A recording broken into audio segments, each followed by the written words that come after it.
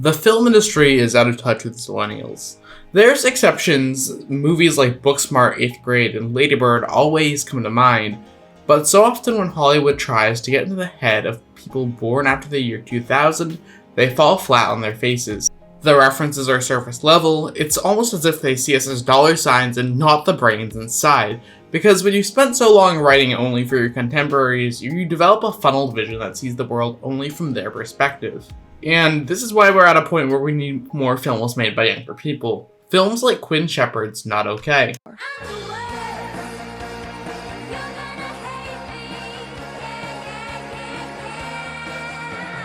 Now, when the film released, it was very under the radar critically. At 73% on Rotten Tomatoes, a 62 on Metacritic, and only a 6 out of 10 on IMDb, even the world's biggest arbiter when it comes to what film buffs like, Letterboxd gave it a 3 out of 5. Most people have been saying that the film's average to good, but for me, Not Okay shot for the fences and delivered on every front. In fact, Not Okay is my favorite film of 2022. Not Okay's themes of trauma, attention, and appropriation of tragedies are brilliantly handled in the film, and I don't think enough people are talking about it when its themes resonate so much in the social media age. This essay is set up all about unpacking the main character and the characters around her, and seeing how they reflect the social media society of today. I also want to warn you going in that this is going to be a spoiler-centric analysis. If you want to go into the film blind to every major beat that the plot takes, this is not the video for you. Pause it. Come back.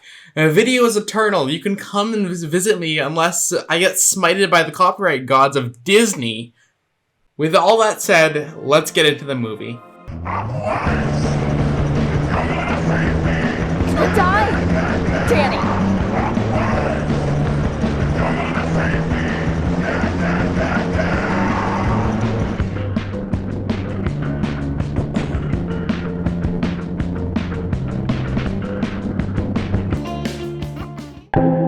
Part 1. An unlikable protagonist. When you start watching Not Okay, the first thing you're greeted to is a content warning. This film contains flashing lights, themes of trauma, and an unlikable female protagonist. Now, this content warning is very accurate, but I think if you watch the film without it, you could easily see people in the audience who get behind Danny Sanders and exactly what she does. And it all comes down to who Danny is. Within the first scene of Not Okay, we establish that Danny's an aspiring writer who's incredibly out of touch with actual tragedy due to her privileged life, which is shown by how she has fear of missing out from missing 9/11. Okay.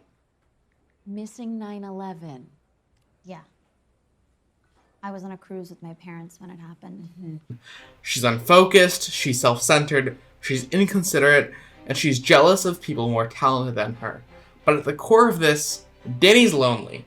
Anyone who she wants to connect to doesn't want to have that connection back. Danny's desperate to fit into this society that wants nothing to do with her. And at the core of what makes Danny so believable is Danny's actress Zoey Deutch. Zoey sells this performance with every action she takes. She's not the standout performer in this film. We're gonna get to who that is in the next part, but she effortlessly shows all facets that accompany who Danny is as a character, in a way that both shows her character's tragedy, as well as how unlikable she is. In honestly a funny way that the film spells things out even further, when Danny's on a call with her mom at the start of the film, the janitor goes out of his way to place the trash bags around her, which is an excellent metaphor for calling her what she is, white trash. A few scenes later, we see the kickstart to the actual plot that shows more of her issues. To impress a guy from work that she likes, Colin, she smokes from a 6-pronged joint of weed. I think that's what it is? I'm no stoner. And under its influence, she concocts the plot that she has to impress him. And everything snowballs. Deciding to impress Colin, Danny lies and says that she's going to Paris on a writer's retreat. And true to her character, Danny puts the most effort that we actually see her put in the entire movie trying to fake the trip to Paris. Which is really ironic, because if she put that actual effort into her job, she could be decently successful at getting fame that she wants in a legitimate way. But the moment where things really get shaken further is when a terrorist attack happens in Paris at the exact spot that she lied about being at. So, Danny wakes up with a flood of notifications of people that she's known through her life reaching out, wondering one big question: is Danny Sanders okay? Danny's next big decision redefines who her character is. Does she turn back and back out of this lie now and say that she faked it, or does she double down? And in the face of this moral dilemma, she makes her decision to double down on her lie, and the rest of the film plays with the consequences of her wrong action. What's probably racing through Danny's head at this moment is that everyone who's around her is being really nice to her, showing that they care, and wishing her the best. Under the backdrop of her reveling in this attention that she's never been getting before, she faked this involvement. Why would she go back on a decision that's only bringing her positive things? In fact, because of Danny's lie, she gets a chance to write for her website Depravity about her experiences with Paris bombing, something that she's never gotten the chance to do with them before. And it's super clear with the acting and deliveries that the boss that she has is actually caring for her in this offer and trying to help her with her trauma. Literally, everything Danny had wanted in her life is starting to come to her. Attention from those around her, as much freedom and leeway as she'd like, and most importantly, the big chance to break into the career she's only dreamed of. The only problem: how do you write about an experience you've never had? The normal rational thing would be you just can't, because it wasn't your trauma or experiences that you went through. Just leave it on the floor and move on. But Danny's actions indicate where she crosses the line in her character, from a lonely and desperate girl into becoming the monster that we see through this movie. Danny decides to get famous by appropriating the tragedies that affected Rowan Aldrin. But you're probably wondering, who is Rowan Aldrin? Part 2. Rowan. Mia Isaac's performance as Rowan Aldrin is the best thing in the entirety of Not Okay. For a young, unknown actress on her second film ever, she defies all expectations and not only delivers my favorite performance in the movie, but also my favorite performance of the entire year. As a character, Rowan Aldrin is a teen gun safety advocate, a poet, and most importantly, in the eyes of Danny, a social influencer. She's been fighting for change ever since being involved in a school shooting that claimed the life of her older sister. And in the perfect world, Rowan would arguably be the protagonist to Danny's antagonist. But Not Okay isn't set in a perfect world. It's set in our world. Rowan's introduced as a character in the scene where Danny goes to the support group to get inspiration for writing her article. But on a first watch of the scene, you might not even really fully notice Rowan, because you're watching it from Danny's perspective, and Danny certainly doesn't notice Rowan more than any other member of the support group. But within the meeting, the fiery red that encompasses Rowan's character becomes super obvious. As a school shooting survivor, she's channeled her feelings into anger at the system that has changed her life forever. A system that glorifies violence and has villainized her for telling her story. But on top of anything, Rowan's a good person. She turns her feelings of anger into a vehicle for change and tries to make Danny feel as comfortable as possible in the meeting. But the worst thing through everything is how Danny only notices Rowan when she notices that she's an influencer, and Danny latches on the fact just to exploit her. On what's relatively more of a side tangent, I think that the fact that Rowan expresses everything through poetry gives a really unique other flavor to her character that you wouldn't get before, because it shows just the way that she expresses herself and how well it's put together, in contrast to characters like Danny, who have no lick of talent whatsoever for speaking. And it's downright uncomfortable, though, in this movie to watch how Danny treats Rowan. Because as much as Rowan winds up lending Danny her hand, Danny finds every opportunity of that to exploit more from Rowan Aldrin.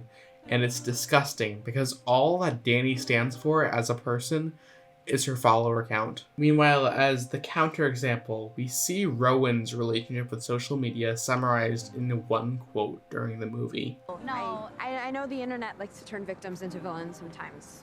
As Danny gets to know Rowan, she's able to write the article that she's always wanted to write with this, and get everything she's always wanted.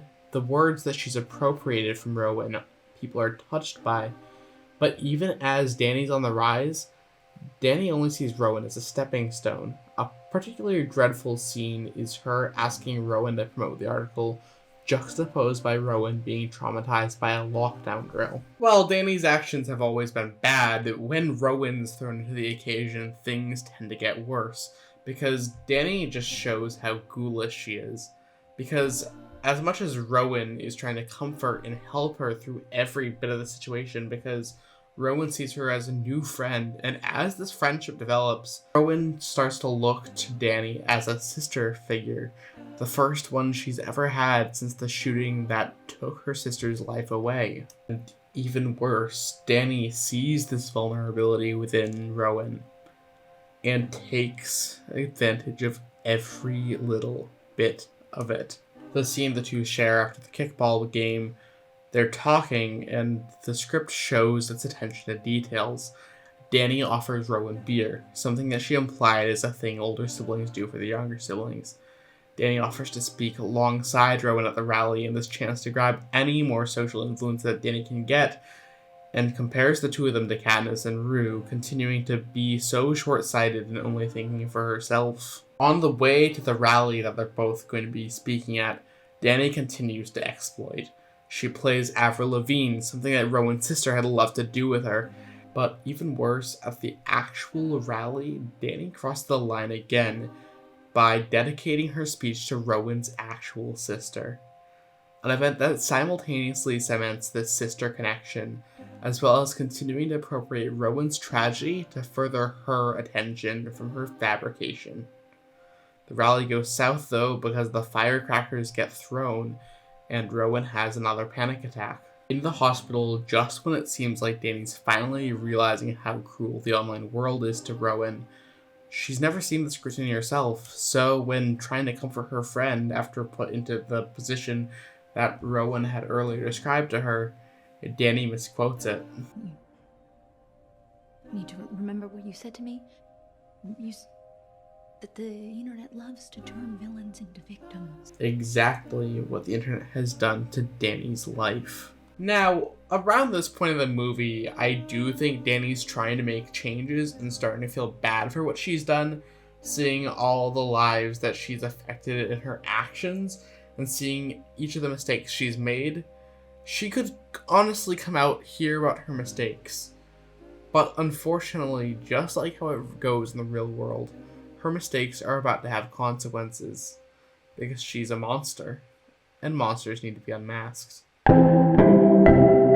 Part 3. Harper. Up until this point in the video essay, I've been leaving the third major player out. They've been a constant presence in Danny's work scenes, and they wind up being a reflection on who Danny is, and of course, I'm talking about Harper. Oh, did you think I was going to be talking about Colin in this video? Well, you'd be wrong. He's irrelevant to what I want to discuss.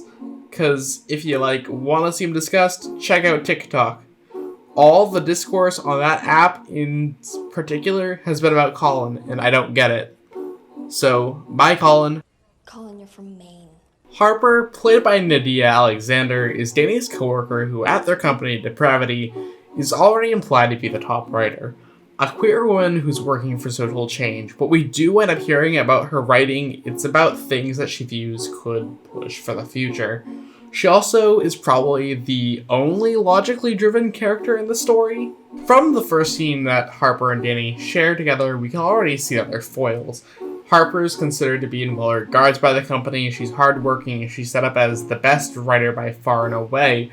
But for the duration of the film, while Danny is getting rewarded for her lies of nothingness, Harper's gifts and hard work have her not getting noticed at all. The second scene of her and Danny interacting is in the elevator, which continues to build Harper's resentment, where Danny's attempting to get noticed by lying about being LGBT to try to feel that she matters. It's super clear from the other scenes that while Harper's playing nice, she doesn't trust this girl at all because, why would you trust Danny Sanders? Now, when you notice all these details in Danny's story not lining up, and you don't trust this girl because she appropriates your culture to try to fit in, What would you think would be behind it? Do you think that she's some sacred person who's turned around, or do you think that she's a liar? You think she's a liar. And when the details aren't lining up, and your boss decides to tell you that your article, the article that you spent so long working on perfecting, should get touched up by Danny Sanders, that's where you know it's fishy. When Danny, being Danny Sanders, leaves her laptop unattended in her office, Harper goes through and just browses it, figures out the whole thing, sees that the Paris logs are faked. Oh my gosh! Danny Sanders was exactly the person you thought she was, because, yeah, she's awful. This action of Harper's I've seen on social media getting a lot of flack, because, yeah, you normally shouldn't go through someone's computer, and in the real world, that's a privacy violation, how dare you? But in this film, in the world, it could be a bit of jealousy that influences her to check it. But my theory is that Harper automatically sees that Danny just does not care about these kinds of causes, because every time things come up, Danny just uses it for her own gain, appropriates it, even in their workplace. The whole like queer bowling night scene's definitely like an example of that. This section of the essay is going unhinged. I hope you're happy. But so, you're gonna want to investigate on those grounds. Especially when you, someone who's actually been putting in all the effort and caring about these social causes, is getting snubbed left and right by this girl who doesn't care at all. But Harper finally gets her chance to shine in the movie during her confrontation scene when she's gotten all the evidence to find out that Danny is a liar. Harper could have so easily written the article that exposes exactly what Danny did, who Danny is as a person, how she's a fraud. And she could put herself on the map even further, because that article would be so well received. She got rid of a bad actor. But Harper doesn't write the article. She gives Danny the choice to expose herself instead. And before Harper leaves on this note, she gives one more thing that she wants Danny to have happen. That Danny owes Rowan an apology. But Danny doesn't want to confront her internal character flaws. Danny doesn't follow Harper's advice and apologize to Rowan before writing her self-expose, further showing how scared of the repercussions of her own actions Danny is, and exactly how right Harper was to investigate into Danny in the first place. As a character, Harper represents Danny's narrative foil. Both want to achieve something in the world, but while Danny doesn't deserve anything she earns, and will do anything to get it, Harper isn't willing to compromise her own morals to put herself on top, being all the better person compared to Danny for it. Because, in the end of the day, Danny Sanders doesn't deserve redemption. Yet. Part 4. Redemption Arcs. The last act of Not Okay is rightfully what I've been seeing get the most praise online.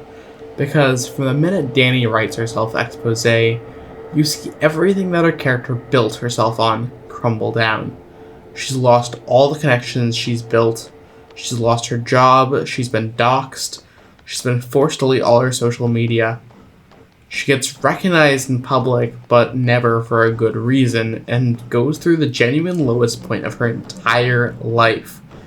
She goes to a support group for the people who've been shamed online, a parallel to how she started this film going to a support group for a lie. Side tangent. I love that the director, Quinn Shephard, puts herself right into the support group at the end of the film.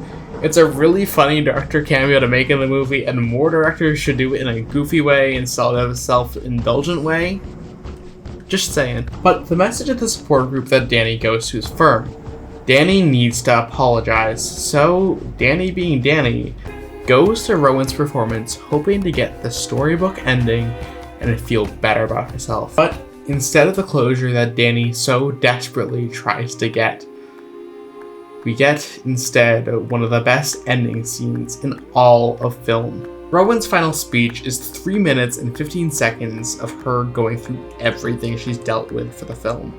If the copyright gods were on my side, I'd play a clip for you, but alas, they never are. So just know that the scene's perfect and it has Rowan speak about everything she's gone through, and forever slamming the door shut on any kind of apology Danny could ever give her. And for the first time in the entire movie, Danny drops her act, listens.